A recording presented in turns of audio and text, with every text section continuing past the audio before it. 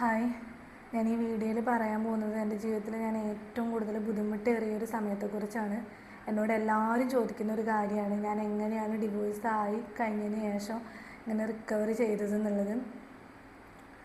ഞാൻ ഡിവോഴ്സ് ആയി ഞങ്ങൾ അവസാനത്തെ കോടതിയിലത്തെ ദിവസം അന്ന് രാത്രി ഞാൻ ആത്മഹത്യക്ക് ശ്രമിച്ചു. എന്നിട്ട് ഞാൻ ഹോസ്പിറ്റലിൽ അഡ്മിറ്റായിരുന്നു.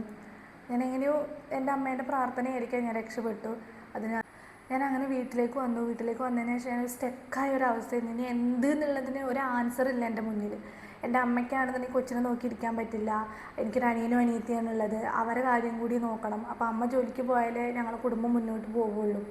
അപ്പോൾ അതിൻ്റെ ഇടയിൽ കല്യാണം കഴിഞ്ഞിട്ടും എൻ്റെ അമ്മ എന്നെ നോക്കി. ഇപ്പോൾ ഡിവോഴ്സായി വന്നിട്ടും അമ്മയ്ക്ക് നമ്മളൊരു ഭാരമായി നിൽക്കുമല്ലോ എന്നുള്ള ഒക്കെ ഒരു വേദനയാണ് എൻ്റെ മനസ്സിൽ.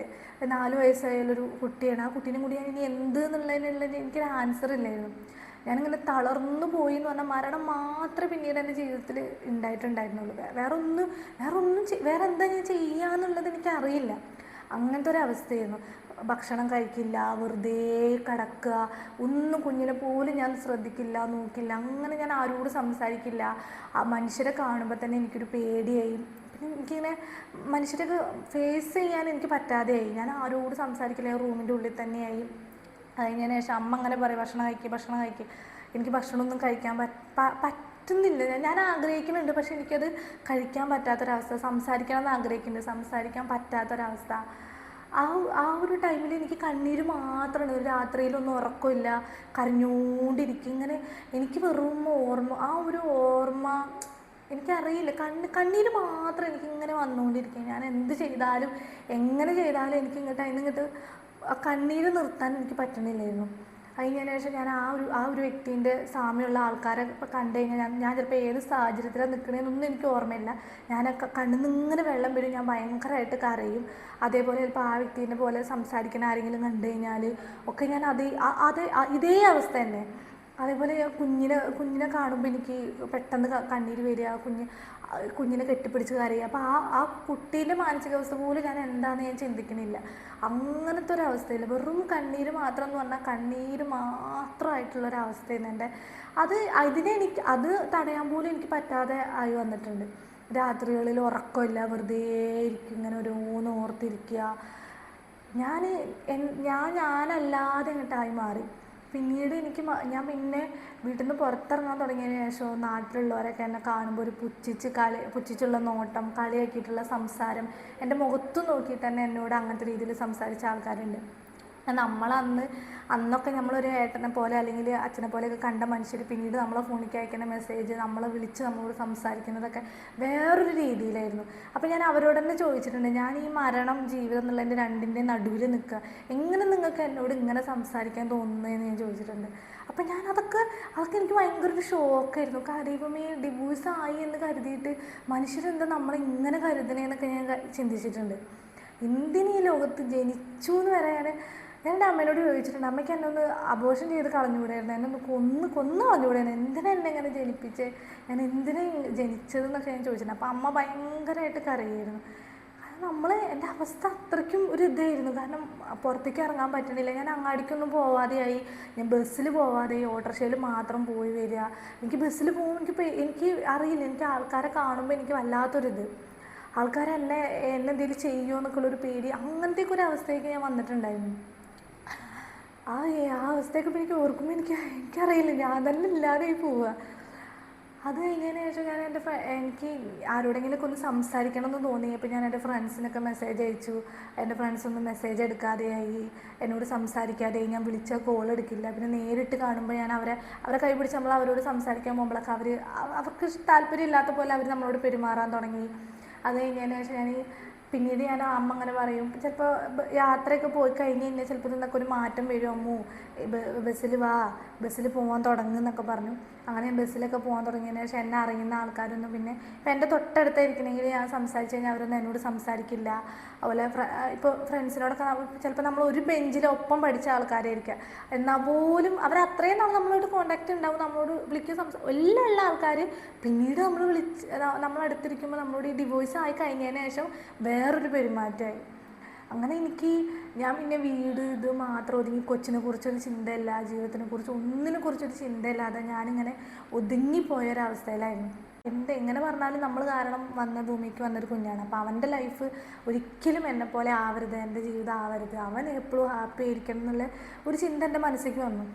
എന്നിട്ടും ഞാൻ തളർന്നു പോയിട്ടുണ്ടായിരുന്നു. ആ ചിന്ത മനസ്സിലേക്ക് വന്നാലും എനിക്കിങ്ങോട്ട് എഴുന്നേൽക്കാൻ എനിക്ക് എഴുന്നേറ്റ് നിൽക്കാൻ എനിക്കിങ്ങനെ പറ്റില്ലായിരുന്നു. എത്ര ചിന്തകൾ എൻ്റെ മനസ്സിൽ വന്നാലും ഇങ്ങോട്ട് എഴുന്നേറ്റ് നിൽക്കുമ്പോഴത്തേക്കും ഞാനവിടെ തളർന്നു പോകും. കാരണം അങ്ങനത്തെയും സാഹചര്യങ്ങളായിരുന്നു ഞാൻ അനുഭവിച്ചിട്ടുണ്ടായിരുന്നത്. അതിന് പിന്നീട് ഞാൻ ഒരുപാട് ഇൻ്റർവ്യൂസും കാര്യങ്ങളൊക്കെ അറ്റൻഡ് ചെയ്ത് ഒരുപാട് അലഞ്ഞ് തിരിഞ്ഞ് നടന്നിട്ടുണ്ട്. ഒരുപാട് പേരുടെ അടുത്ത് ഞാൻ കടം വാങ്ങി പൈസ നമ്മൾ കൊടുക്കണം, നമ്മൾ എന്ത് ചെയ്യും എന്നൊക്കെ ഞാൻ വിചാരിച്ചിങ്ങനെ നിന്ന് സമയത്താണ് എനിക്ക് ഈശ്വരൻ അനുഗ്രഹിച്ച ഒരു നിധി എന്ന് തന്നെ ഞാൻ അതിന് പറയുള്ളൂ. എനിക്ക് മയൂരിയിൽ ജോലി കിട്ടി. അങ്ങനെ ഞാൻ അവിടെ ജോലിക്ക് കയറി. ആ ജോലിക്ക് കയറിയ സമയത്ത് അവിടെ എൻ്റെ കൂടെ ജോലിക്ക് നിന്നവർക്കൊക്കെ നല്ലപോലെ അറിയാം ഞാൻ എങ്ങനെയൊക്കെയാണ് എൻ്റെ ജീവിതത്തിൽ ഞാൻ എന്തൊക്കെ പ്രശ്നങ്ങൾ ഞാൻ തരണം ചെയ്തിട്ടുണ്ടെന്ന്. കാരണം ഞാൻ ക്യാഷറായിട്ടായിരുന്നു അവിടെ വർക്ക് ചെയ്തിട്ടുണ്ടായിരുന്നത്. അപ്പം ബില്ല് വരുന്ന സമയത്ത് ചിലപ്പോൾ ബില്ലിൽ ചിലപ്പോൾ ആ ഒരു വ്യക്തിയുടെ പേരായിരിക്കും. അപ്പോൾ ആ പേര് കണ്ട് ഞാൻ അപ്പം അങ്ങോട്ട് കരയും. എനിക്കത് അവിടെ ചെന്നിട്ട് എനിക്കത് നിർത്താൻ പറ്റിയിട്ടില്ലായിരുന്നു. എത്രത്തോളം ഞാൻ എഴുന്നേറ്റ് നിന്നിട്ടുണ്ടെന്ന് പറഞ്ഞാലും അതിൽ നിന്ന് ഇങ്ങോട്ട് പോരാൻ എനിക്ക് പറ്റണില്ല. അപ്പം അങ്ങോട്ട് കണ്ടു ഇങ്ങനെ വെള്ളം വരും. ഇപ്പോൾ കസ്റ്റമർ നമ്മളെ ഫ്രണ്ടിൽ നിൽക്കുകയായിരിക്കും. നമ്മൾ ആ ബില്ലിൽ ക്യാഷ് റിസീവ്ഡ് എന്ന് പറഞ്ഞിട്ടുണ്ടെങ്കിൽ സീലടിച്ചിട്ട് വേണം ബില്ല് കൊടുക്കാൻ, ക്യാഷും വാങ്ങണ്ടേ. അപ്പോൾ കസ്റ്റമർ നമ്മൾ നോക്കുമല്ലോ. അപ്പോൾ ഞാൻ അന്ന് വർക്ക് ചെയ്ത കൊല്ലം മയൂരിയിലായിരുന്നു. അപ്പോൾ എൻ്റെ കൂടെ വർക്ക് ചെയ്ത അൽത്താഫ് എന്ന് പറയും, അൽത്താഫ് ഇക്കാനെ ഞാൻ വിളിക്കുള്ളൂ. എനിക്ക് എൻ്റെ സ്വന്തം ബ്രദറിനെ പോലെയുള്ള ഒരാളായിരുന്നു. അപ്പം എന്നോട് പറയും, നീ ഫേസ് വാഷ് ചെയ്തിട്ട് വാ എന്ന് പറയും. അപ്പോൾ ഞാൻ എന്താണെന്ന് വെച്ചിട്ടുണ്ടെങ്കിൽ ചിലപ്പോൾ ചില ബില്ലുകൾ കണ്ട് ഞാനിങ്ങനെ അവർ പാട്ട് വെക്കുമ്പോഴൊക്കെ എനിക്കറിയില്ല, ഞാനിങ്ങനെ വെറുതെ ഇരുന്നാലും നമ്മൾ വർക്ക് ചെയ്തുകൊണ്ടിരുന്നാലും എൻ്റെ ഈ കണ്ണിൽ നിന്ന് ഇങ്ങനെ കണ്ണീര് വരും. എനിക്ക് ആ ഒരു ഓർമ്മ, ആ ഒരു വ്യക്തി, അത് മാത്രമായിരുന്നു എൻ്റെ ലൈഫിൽ. അതിൽ നിന്നിട്ട് എനിക്കിങ്ങോട്ട് പുറത്തേക്ക് വരാനേ എനിക്ക് പറ്റിയിട്ടുണ്ടായിരുന്നില്ല. അല്ലെങ്കിൽ അൽത്താഫ് എന്നോട് പറയും, നീ ഫേസ് വാഷ് ചെയ്തിട്ട് എത്ര പെട്ടെന്നറിയും ഫേസ് വാഷ് ചെയ്തിട്ട് വാ പറയണേ. കാരണം അവരെ പേര് ഞാനിപ്പോൾ ഈ ഒരു വീഡിയോയിൽ പറയാൻ കാരണം എന്ന് വെച്ചിട്ടുണ്ടെങ്കിൽ അത്രയ്ക്കും എൻ്റെ കണ്ണീര് ഞാൻ എങ്ങനെയായിരുന്നു എന്നുള്ളത് കണ്ടിട്ടുള്ള വ്യക്തികളാണ് അവരൊക്കെ. അതുപോലെ അവിടെ അക്കൗണ്ട്സിലുണ്ടായിരുന്ന ശ്രീതു, അവരെന്നെ എനിക്ക് ഒരിക്കലും മറക്കാൻ പറ്റില്ല. ഞാൻ ചില സമയത്ത് ഞാൻ ആരെയും കാണാതെ മുഖം ഇങ്ങനെ തിരിച്ചങ്ങാണ്ട് ഇങ്ങനെ പോകുമ്പോഴത്തേക്കും അവരെൻ്റെ ബേക്കിൽ വരും. കാരണം അവർക്കറിയാം ഞാൻ എന്തിനാണ് പോണേന്ന് അവർക്കറിയാം. അല്ല, അവരൊക്കെ വന്നിട്ട് നീ ഇങ്ങനെ ആവല്ലേ, നീ ഇതൊന്ന് റിക്കവർ ആവണം, നീ എന്ത് വിചാരിച്ച് നിൽക്കുന്നത്, അവൻ്റെ ലൈഫ് നോക്കി പോയി, ഇനി അത് ഓർത്ത് കരയരുത്, അങ്ങനെ പറഞ്ഞ് എന്നെ ഒരുപാട് അവരാണ് എന്നെ ഏറ്റവും കൂടുതൽ ഹെൽപ്പ് ചെയ്തിട്ടുണ്ടായിരുന്നത്. കാരണം ഞാൻ വർക്ക് ചെയ്ത സമയത്ത് എൻ്റെ കൂടെ വർക്ക് ചെയ്തവർക്കേ അറിയുള്ളൂ. ചില രാത്രിയൊക്കെ ഞാൻ പെരും കരച്ചിൽ കാര്യം. അപ്പോൾ ഇവർ ഞാൻ ആർക്കും ബുദ്ധിമുട്ട് വരാതെ ഇങ്ങനെ തേങ്ങി അത്രയ്ക്കും വലിയായിരിക്കും കാര്യം. പക്ഷെ എന്നാൽ പോലും തേങ്ങലുണ്ടല്ലോ, അത് അറിയുമല്ലോ. അപ്പോൾ ഈ തേങ്ങുമ്പോൾ എല്ലാവരും ഓടി വന്നിട്ട് എന്താ പറ്റിയ എന്താണ് അവരൊക്കെ എന്നെ അത്രയ്ക്ക് ഹെൽപ്പ് ചെയ്തിട്ടുണ്ട്. നമ്മൾ വെറുതെ ഇരിക്കുമ്പോഴും ഈ കണ്ണീര് വരിക, ഈ ഓർമ്മ തന്നെ. നമ്മൾ എന്തെങ്കിലും വർക്ക് ചെയ്തുകൊണ്ട് നമ്മളെ ശ്രദ്ധ വേറെ എന്തെങ്കിലുമൊക്കെ തിരിക്കാൻ ശ്രമിച്ചാലും അപ്പോഴും ഇത് തന്നെ. ഇതൊന്നും എനിക്കൊരു മാറ്റം ഉണ്ടായിട്ടില്ല. പിന്നെ ക്യാഷിൻ്റെ ബുദ്ധിമുട്ട്, അങ്ങനെ ഒരുപാട് പ്രശ്നങ്ങൾ ഉണ്ടായിട്ടുണ്ടായിരുന്നു. എന്നിട്ടും എനിക്ക് എൻ്റെ മനസ്സിലുണ്ടായിരുന്ന ഒരു ചിന്ത എന്ന് വെച്ചാൽ എൻ്റെ കുഞ്ഞിനെ എനിക്ക് നോക്കണം, അവൻ്റെ ലൈഫിലൊന്നും അവൻ ഹാപ്പി ആയിരിക്കണം, അവൻ്റെ ലൈഫിലൊന്നും ഒരു സങ്കടം വരാൻ പാടില്ല എന്നുള്ളൊരു ചിന്ത കാരണം ഞാൻ എല്ലാം സഹിച്ചു, ഒരുപാട് കഷ്ടപ്പെട്ടിട്ടുണ്ട്. അങ്ങനെ ഞാൻ സഹിച്ച് നിന്ന് എനിക്കവിടെ അത്യാവശ്യം നല്ലൊരു സാലറി ഉണ്ടായിരുന്നു. പിന്നെ എന്താ പറയുക, നമുക്കൊരു കംഫർട്ടബിൾ ആയിരുന്നു.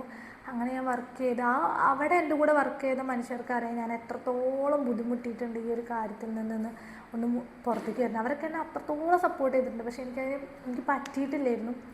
പിന്നീട് ഞാൻ തന്നെ ഇങ്ങനെ സ്വയം ഇങ്ങനെ വിചാരിച്ചു, നമ്മൾ ഈ ഒരു ഹാബിറ്റ് കാരണം ഇനിയിപ്പോൾ എനിക്ക് എൻ്റെ ജോലി പോലും നഷ്ടപ്പെട്ടു പോകും, അപ്പോൾ എൻ്റെ കുഞ്ഞ് എന്ത് ചെയ്യും എന്നുള്ള ആ ഒരു ക്വസ്റ്റ്യൻ അവിടെ വന്നു. അങ്ങനെ ഇപ്പോൾ ഞാൻ വിചാരിച്ചു ഈ ഒരു ഹാബിറ്റ് എനിക്ക് സ്വയം മാറ്റണം എന്ന് എനിക്ക് തോന്നി. അങ്ങനെ ഞാൻ പിന്നീട് ഞാൻ തന്നെ സ്വയം അങ്ങനൊരു ചിന്ത എനിക്ക് വന്നതിന് ശേഷം